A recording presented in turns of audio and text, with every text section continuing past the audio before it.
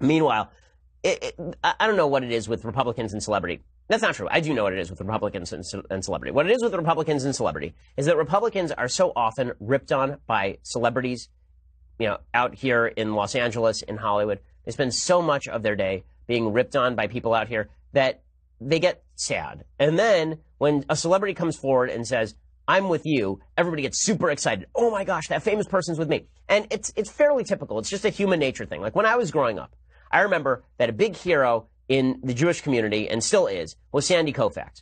Now, Sandy Koufax is not a practicing Jew. Sandy Koufax is not somebody who spends a lot of time thinking about Judaism. Sandy Koufax, I believe, is intermarried. But Sandy Koufax one time took off the day of Yom Kippur in the World Series. And this was a big move because Sandy Koufax is a celebrity. People are very, very taken in by celebrity. The problem is, a lot of celebrities are celebrities for things that have nothing to do with politics. So Roseanne was a celebrity because she's a funny lady who was on a show in the 90s that was actually quite to the left. And the same thing is true for Kanye West. As I say, live by the Kanye, die by the Kanye. I'm very glad that Kanye is saying that people ought to think for themselves, but Kanye is also Kanye, and he is apt to say things from time to time that may not be politically the wisest. You tie yourself to a celebrity, Kid Rock, who knows nothing about politics, and you shouldn't be surprised when he burns you. Okay, Republicans tied themselves to a celebrity in Donald Trump, and most of the things that have burned them about Donald Trump have come from him being a celebrity, not from him being the president. It's been him playing Celebrity Apprentice at the White House, or him during the campaign saying celebrity-like things, right? That's where most of the trouble for the Trump administration has come, not in his policy. His policy's been quite good. And well, now Donald Trump and Jared Kushner and the White House, they're inviting over Kim Kardashian. Now, why they would invite Kim Kardashian, I suppose it's because, yay, we have a celebrity, and Kim Kardashian is close to Kanye West. And maybe if we recruit some celebrities, then a lot of people will be warmer toward us, and we're showing that we're reaching across the aisle and all the rest. Kim Kardashian, okay, let's just say that the risk factor on Kim Kardashian is not low. Right? Kim Kardashian is not a low-risk figure. She's not a person who you have to the White House, and then you assume that she's going to be a grand spokesperson for your policies. Now, I understand Democrats could do this and get away with it because they could always hide one celebrity amidst the thousands of other celebrities they had. Democrats are not tied to particular celebrities in the same way that Republicans are. So Hillary Clinton was not tied to Harvey Weinstein in the same way that Donald Trump was sort of tied to Roseanne in this particular case, because Harvey Weinstein was one among thousands of Hollywood celebrities who supported Hillary Clinton. There are like 5 public celebrities who supported Donald Trump, and so Trump in the public eye is very tied to each of them. Well, now he's having Kim Kardashian to the White House, and he's having Kim Kardashian to the White House to discuss prison reform. Now, I am really luke cold on prison reform. I am not in love with a lot of the talk about prison reform. The reason being that it seems to me that the policy has not been clarified. In many cases, the prison reform they're talking about involves letting people out of prison too early, and the recidivism rate among those prisoners is like 75% over the course of the next 5 years. So letting people out of prison so they can go back in prison seems not to make a lot of sense to me. Now, what people have said is we're taking fewer people into American prisons and the crime rates aren't rising. Right, because we still have a lot of people in prison. But if you let more people out of prison, the crime rates rise. We've seen this in the state of California. In the state of California, Jerry Brown has let thousands of prisoners out of prison early on prison furloughs, and the crime rates have gone up relatively dramatically in most urban areas in the state of California over the last several years. Instead of building new prisons, he decided to release those people back to county level, and then those county level prisoners were released into the general public, and it's been quite a disaster. Well, now the White House is going to have Kim Kardashian over there to talk about prison reform, and apparently she is interested in pushing for the release of one particular prisoner named Alice Johnson. So who exactly is Alice Johnson, and why should she be released? The answer is that she shouldn't be released. And the answer is that Alice Johnson is a person who was convicted of a major drug offense in 1994. Not just a major drug offense, like trafficking in thousands of pounds of drugs. And she's being treated as though she's a wronged innocent. If you look at the left-wing press today, a lot of it is all about how Alice Johnson is a wronged innocent who ought to be released from prison because now she's older and she's wiser and she's a sweet, nice old lady and we ought to let her out. Well, I mean, she was sentenced for a reason. She was given life in prison. And the reason that she was given life in prison is because Alice Johnson committed some pretty terrible crimes. So she just, and she's never admitted to committing these terrible crimes, by the way. I love this. CNN printed a piece from her in early May. And the editor's note said this: Alice Marie Johnson is a grandmother who has served more than 20 years in prison for a first-time nonviolent offense. So that makes it sound like Alice Johnson was smoking dope in her backyard, and the police came in, and they arrested her, and then they gave her 20 years in prison.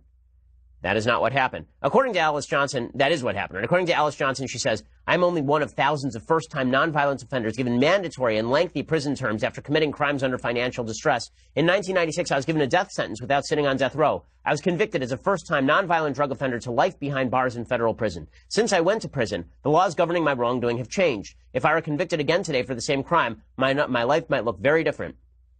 And then she's written some plays, and she supposedly made herself into a better human being, and all of this. She says, before my incarceration, I had a full life. I married my childhood sweetheart. I became mother to 5 beautiful children. As the years went on, I became a facilitator, training people on how to be managers. I was a manager at FedEx for 7 years. Life for a time was good. Kim Kardashian, the Trump administration, they're all pushing for Alice Johnson to be released from prison.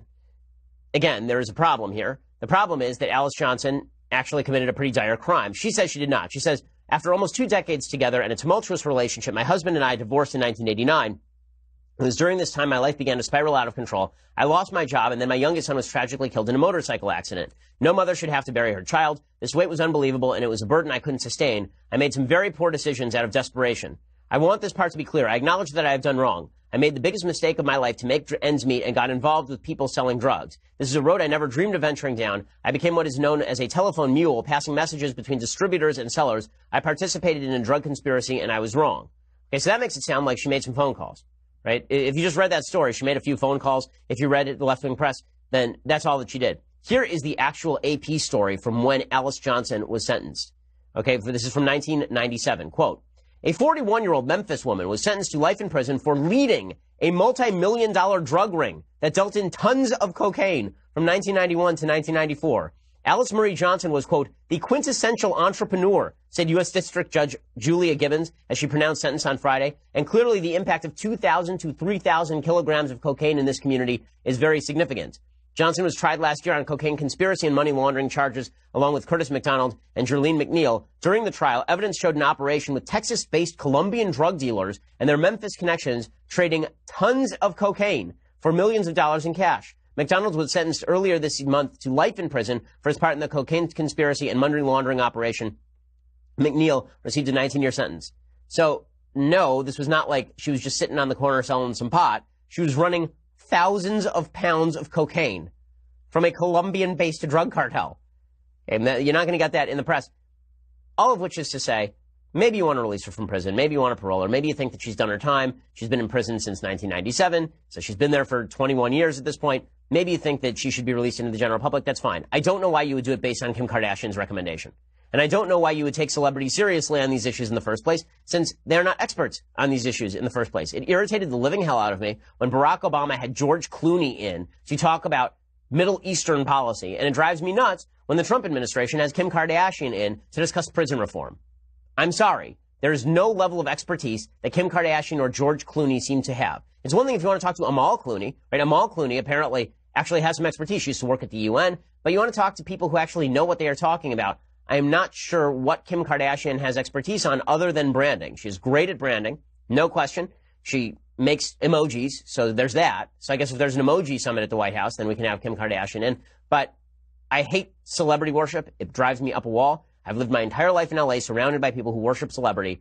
It is so stupid, I cannot even tell you. Most celebrities do not know what they are talking about. Most celebrities are not politically aware. Most celebrities are, at best, tangentially involved with politics. But because they're famous, we think they know everything. The halo effect in the human psyche is really an amazing thing. It really is an amazing thing.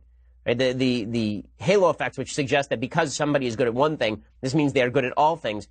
It's a pretty amazing. So we think that because somebody is beautiful, this means they're smart, or because they are rich, it also means that they are wise. Okay, none of this is true. You can be rich and stupid. You can be beautiful and stupid. You can be smart and ugly. All of these things can be true at once. Or you can be rich and stupid and ugly, right? Any combination of these factors is possible. But because human beings tend to worship at the altar of fame, they say, okay, I see that guy, I know that person must know what they're talking about, so Kim Kardashian must obviously know what she is talking about.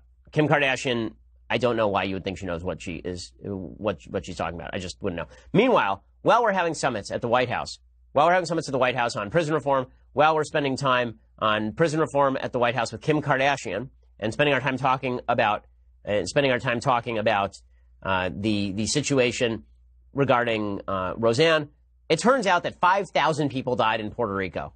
Did you know that? Were you aware of this? Okay, like this is an actual thing. So we were told that it was a couple of dozen people who died in Hurricane Maria. Turns out not. According to the Washington Post, Miliana Montañez cradled her mother's head as she lay dying on the floor of her bedroom here, gasping for air and pleading for help. There was nothing her family could do. It took 20 minutes to find cellular reception to make a 911 call. Inoperative traffic signals slowed down the ambulance struggling to reach their neighborhood through crippling congestion. More than 8 months after Hurricane Maria devastated Puerto Rico, the island's slow recovery has been marked by a persistent lack of water, a faltering power grid, and a lack of essential services, all imperiling the lives of many residents, especially the infirm and those in remote areas hardest hit.